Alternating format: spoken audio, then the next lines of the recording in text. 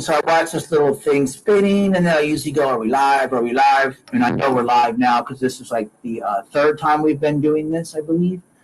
So I'm Brice Hancock, and I'm here with Sarah Zubrin from Mile High Continuing Care, and we're talking with Kim Thompson from Colorado Teen and Family Center Hi. for National Substance Abuse Prevention Month. So Kim Thompson is an expert at dealing with families and addiction. Why don't you just go ahead and give us like the elevator pitch of your business, Colorado Teen and Family Center, what you do, and all that. Okay. So, yeah, I started the Colorado Teen and Family Center about a year and a half ago. And kind of the vision was to create a center specifically for families and teens impacted by addiction. And especially to reach families that don't have a loved one going to treatment and they're in need of support or education or guidance, as well as families who also have a loved one in treatment or early recovery. And then the other mission was for teens, because that's kind of a group that's left out. We have the amazing Buddy for Children's program. We have, Al-Anon, we have family programs. There really wasn't much for teens.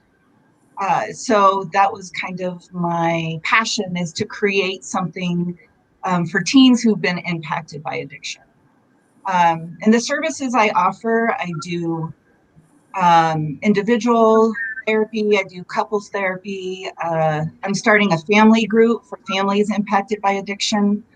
My hope is to create, which I have in the works, which is a teen program.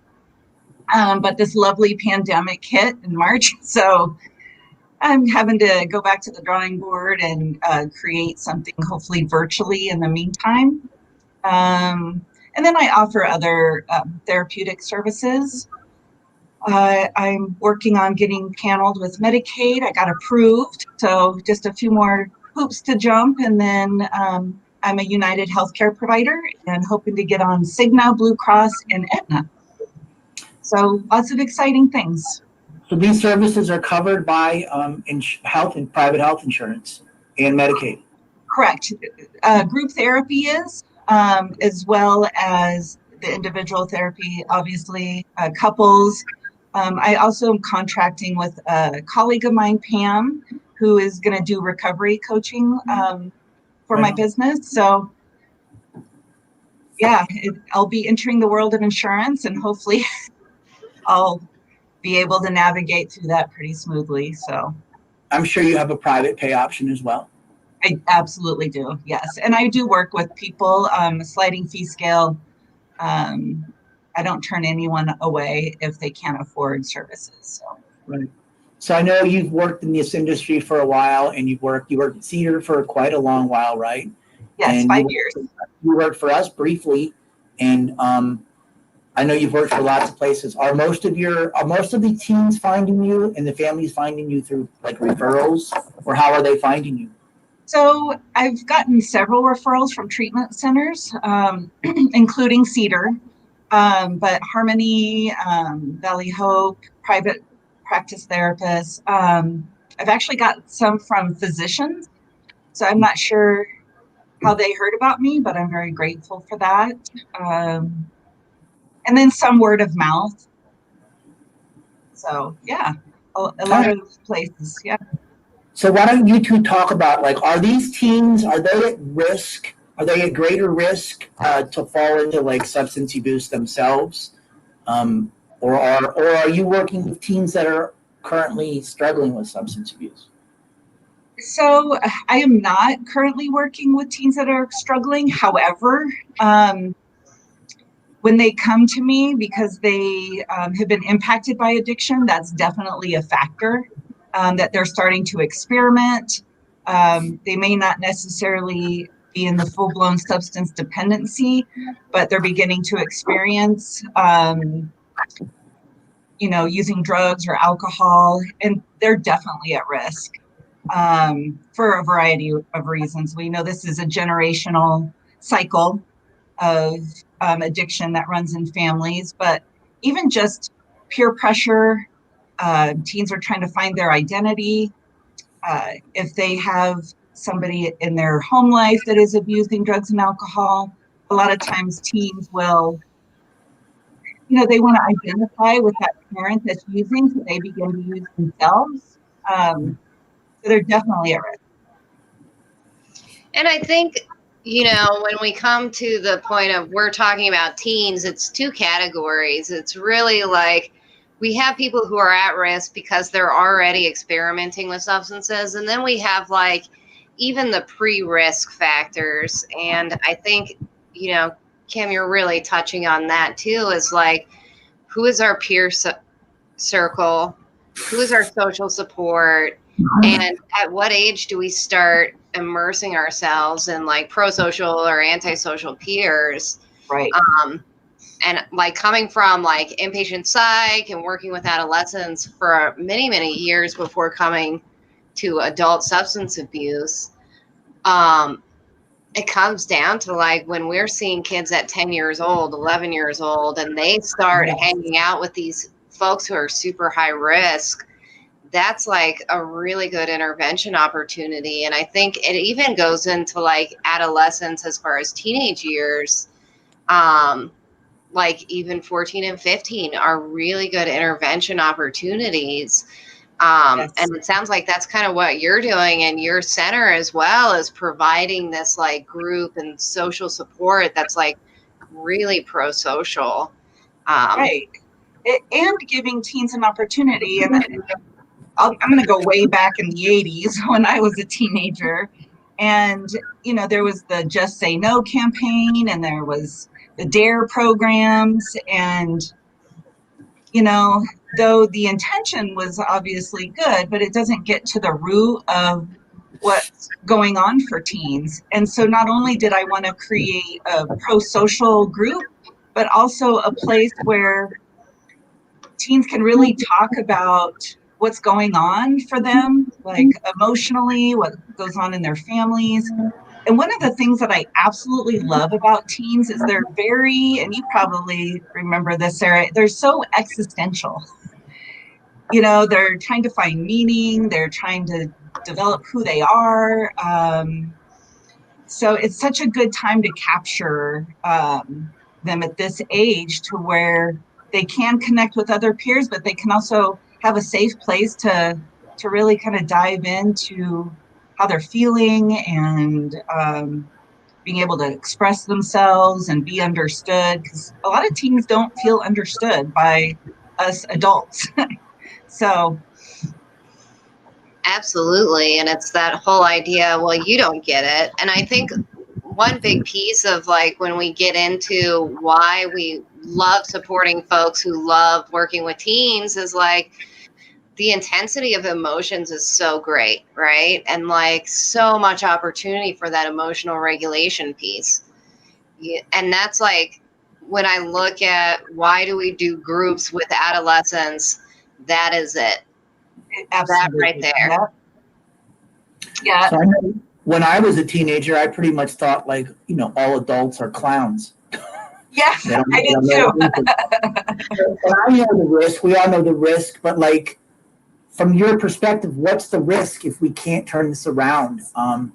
And like, what role do you play in this as therapists in like helping teens not continue to use substances? And like, what's the risk? You know what I mean?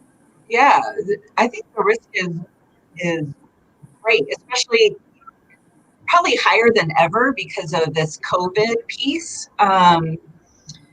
And also just, we've seen this trend of overdoses. We've seen the trend of teens using going upward.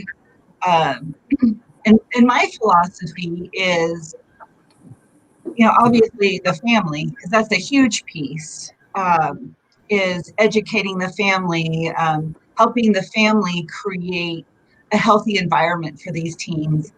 And unfortunately, that doesn't always happen.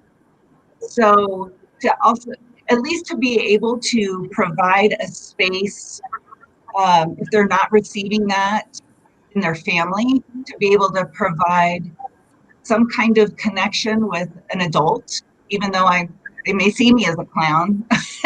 I have teenage daughters who roll their eyes at me probably on a daily basis, but at least that there's an adult that cares, and I can connect them with resources, and having an adult that believes in them, and that is invested in them. And we know with the ACEs study that is one of the resilient factors for teens, especially who've been through trauma, is having a few adults that actually invest and believe in them and listen and provide a safe space for them to share and talk about their feelings, be a role model. So I have kids too. They're little, and Sarah as well.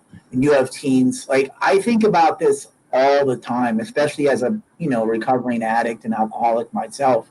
I'm going to screw up my kid, and he's going to end up on drugs. Like, it's one of my worst fears. I spend too much time thinking about this and worrying about this. Like, what can we do as parents? Like, what are the warning signs?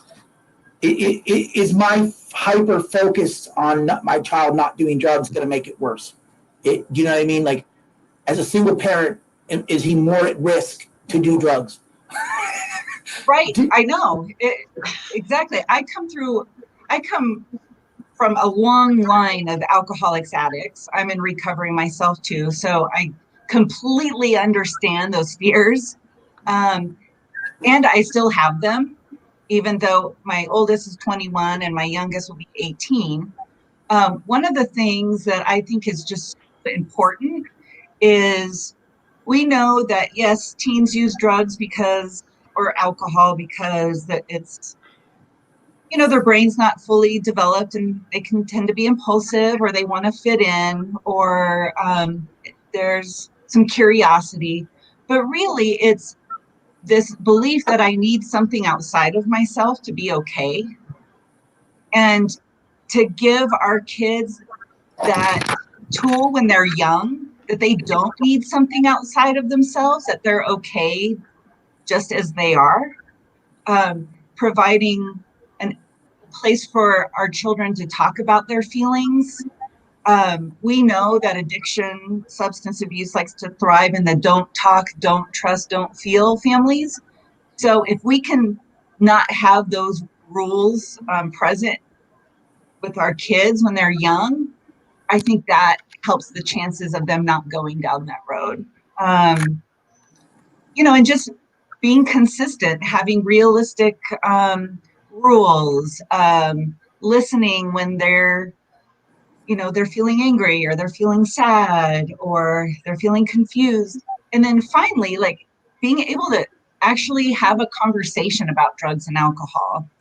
I know in my generation, that was a taboo topic. I don't remember anybody in my family sitting me down and talking about drugs or alcohol.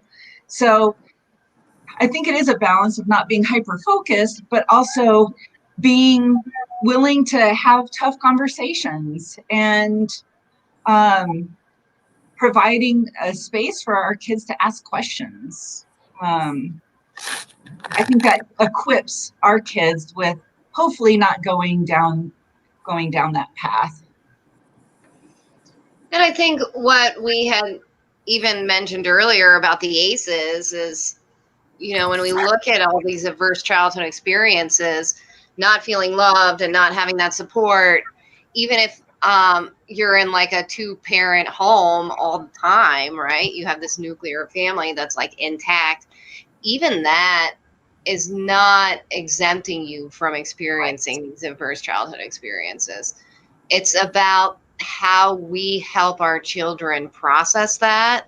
Yep. And through that is the ability to like prevent the generational cycle that Kim's talking about. Is like, the better we equip people to deal with adverse experiences, and the sooner we do it and the younger they are, the less likely we are to see people like us who like became adults and didn't know how to deal with our feelings and constantly So seek true. Yeah. outside validation.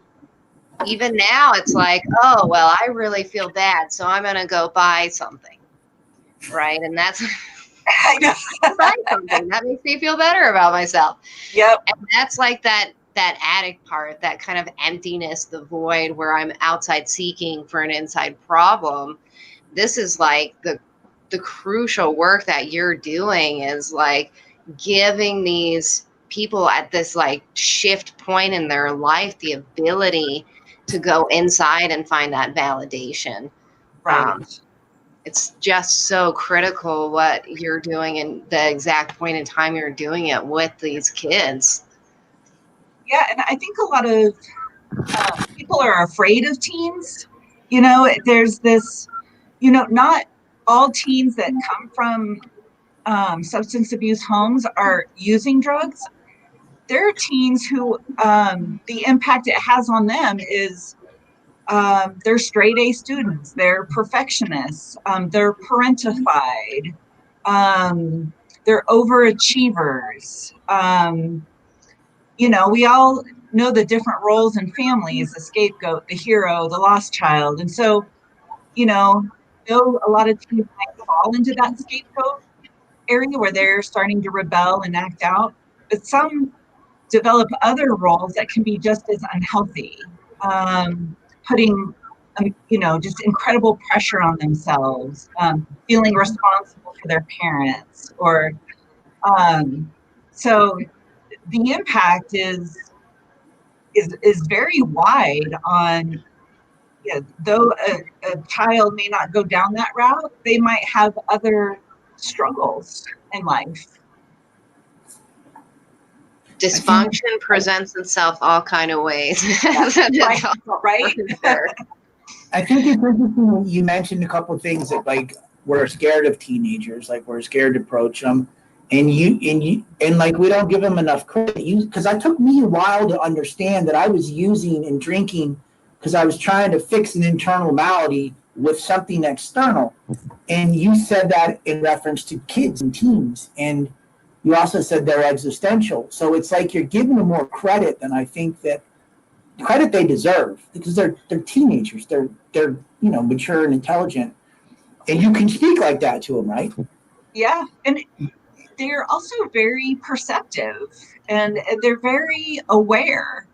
And because I've had two teenage daughters. My oldest is now an adult and in college, but even my daughter's friends, my house is like a teenage hub. They're always hanging out, and I really,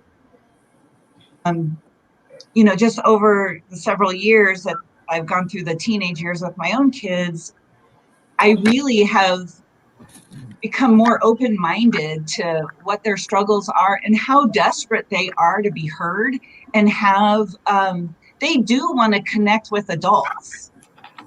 It's that they don't hate us all adults. They crave they crave that support, especially if they're not getting that at home, or they're being ignored, or their families are way too strict. So they're just actually incredible. I really enjoy working with this population, and they definitely have a lot more challenges, social media, cyberbullying, a lot more challenges than I did as a teen. And even just watching them struggle through their Snapchats and being called names, or like all of that. I'm like, I didn't have that as a kid. Yeah. I remember we didn't even know who was on the other end of the phone before we answered. I know, right? And if you wanted to, you had to write a note and pass it to somebody. That's why I learned sign language, actually. Random fact. Couldn't secretly text, but we could secretly sign things to each other. Right. Yeah. And I think COVID in some sense has been a blessing because some of these kids aren't going out and interacting with antisocial peers in the same way that they were, or their interactions with bullies or cyberbullying has gone down because there's just not that connection, or there's that loss. So like when we look at what is the silver lining to COVID, I think it's a reduction in bullying. And I think that's it. Yeah. And it's, in the world of social media and being on your phone or online all the time, I know for my own daughter, she'd probably be like, I can't believe you're talking about me live. She, started painting. She started doing yoga. Like she started doing other things that were really good for her in the midst of this pandemic. Oh, and baking. She's starting to bake. So yeah, there is a silver lining that she's kind of expanded her skills and her interests and finding other things to invest her time than being on her phone. Not that she hasn't been, but it has been kind of that silver lining in the midst of kind of the chaos. Yeah, I looked at it going back to like Little House on the Prairie times. I know, right? Homesteading, sewing things, but then we have technology. It's a very weird time to be alive. It sure is. And even more so for the teens. Like that's just the question. Like, because growing up, I grew up in California, and like I started smoking pot young, but the pot wasn't like the pot we have now. Like, what are you seeing? Like, are teens still smoking pot? And it's so much stronger. Like, it's so much stronger. It's crazy. Yes, that has been on the increase. I'm seeing a lot of teens doing that, and I'm seeing a lot of parents allowing their teens to do that. Wow. And how do we feel about that? How do you feel about that? That can't be good. This is powerful weed. It is. Especially for a teenage brain that's not fully developed until they're 24, 25. So, there's a lot of ramifications for a teen's development, and it is stronger. I'm from California too, and I remember the weed back in my day, and it is stronger and it's more accessible. You can just send your parent down the street to the dispensary, and it's, I'm not saying all parents do that, but I am seeing an increase with that, and it is troubling. Because again, it's going back to you need something other than your own internal resources to be okay. Right. If you want to have fun, use weed. If you're anxious, use weed. If you can't sleep, use weed. If you want to have fun, like all of that, it's not teaching teens the skills that they need to deal and cope with other things that are going on in life. So that's a great question. Yeah. Yeah. Well, I wonder about it, right? Because I know that like people have a very lax attitude towards marijuana in general. I learned that when I was a kid, it was 1 to 3% THC. And I found some recently, it was like 90% THC. And I can't imagine what that feels like. I imagine you'd be wasted. Yeah. And not present for your life. And that's the other thing that I hope teens can learn is you want to be present for your life. Yeah, there's bad things that happen and it sucks and you want to escape that. But when you escape that, you're also escaping the good things that can happen in life. And that's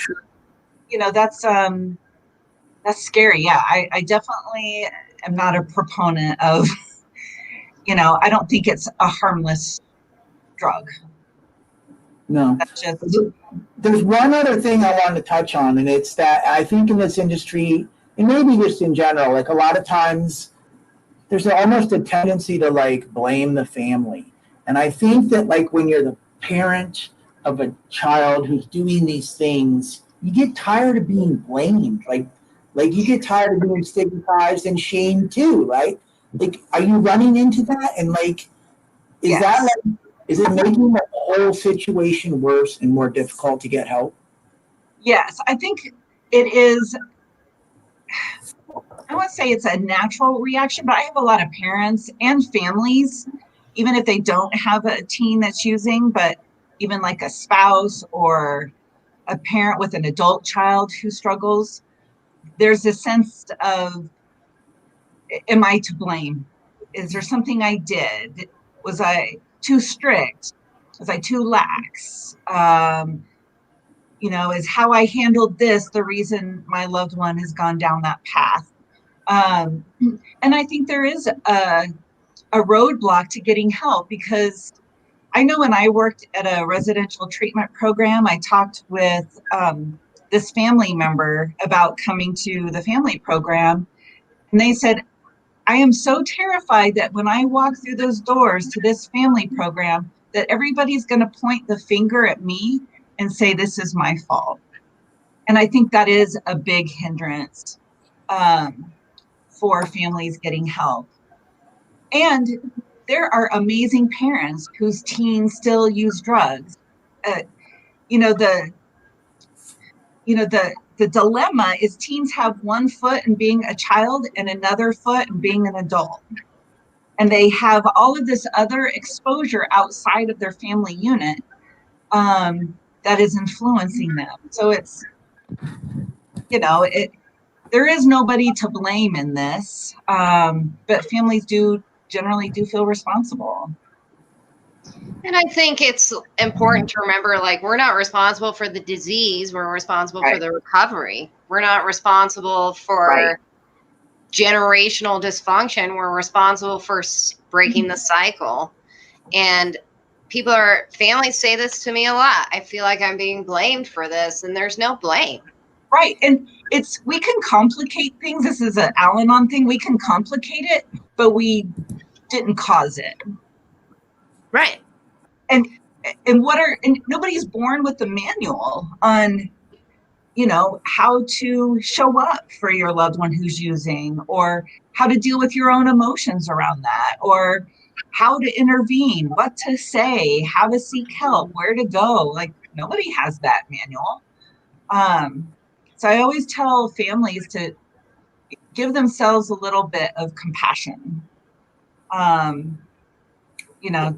They don't have to beat themselves up, though me telling them that is a lot easier said than done. I know that's something they struggle with, and that's part of their journey, is working through that. Yeah, we all want the same thing, right? It's an important conversation. Like, as parents, we want our children to have a high quality life, a good life, right? To like have love and like find some purpose and like get a job and like one day say, I love you, Dad, or I love you, Mom. I got it from here, right? And so that's really what we all want. And it's like, I don't know why it's so complicated. It's so complicated, but it is. And that's why we're doing what we're doing, is because we want to like break the cycle. We want to help. We want to see people heal and have high quality lives, right? That's right. And it is what we talk about being a cunning, baffling, powerful thing. And it is very confusing and complicated. And some of these drugs that they have now are it's just crazy. Like when I was a kid, we didn't have crystal meth. I didn't know where to find heroin. It just feels to me like there's so much more out there for teens and kids now. And it's a little scary. It is scary. Yeah. It is scary. Just even, hearing teens and what they experience in their high schools and what some of their friends are doing.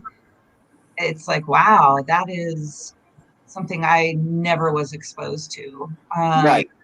And how much harder it is to resist that peer pressure than when, Adderall, prescription drugs are running rampant in high schools.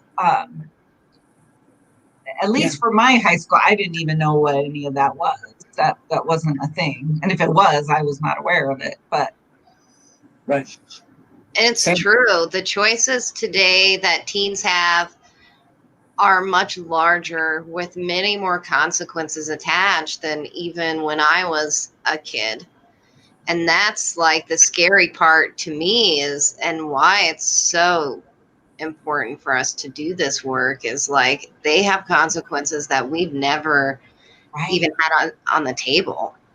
Right. And just when they have those consequences, the label that a lot of teens have come to me and said, I'm a bad kid. I'm bad. There's something wrong with me.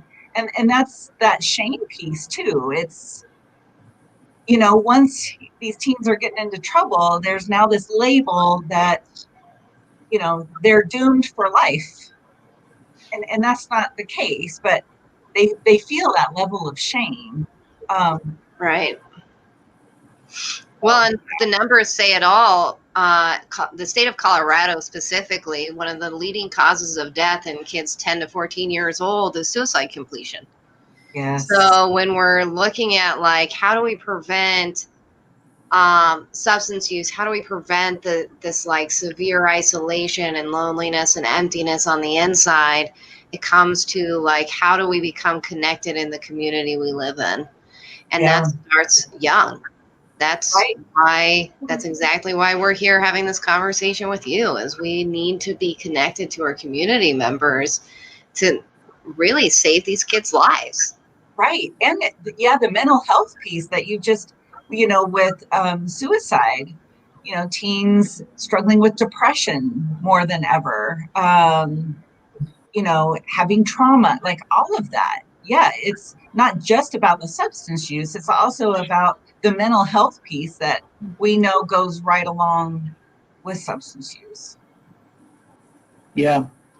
I think that the main point we want to get across is that like there's like compassionate people to help. And when you start getting help, because I know when I started getting help, it felt amazing. Like working on myself and dealing with my issues felt amazing. It was hard at first, but I found compassionate people that wanted to help. And that's right. I turned this franchise around, right? And so I know there's people out there struggling, parents are struggling, teens are struggling. Reach out to like someone like Kim Thompson at ColoradoTeenFamilyCenter.org and just go get help. Just at least explore it, right? That's right. And there's no judgment, right? So there's people who want to help and there's people who, and myself, like you can walk into my center and have that compassionate, not feeling judged. And this willingness to help and being connected with a community. I'm all about resources. So, somebody comes to me and they're not the right fit or they need something that I can't provide, I am all about connecting them because I do believe as a community we need to be together working on it and collaborating. Yeah. Well, I think you're awesome. I think what you do is really great.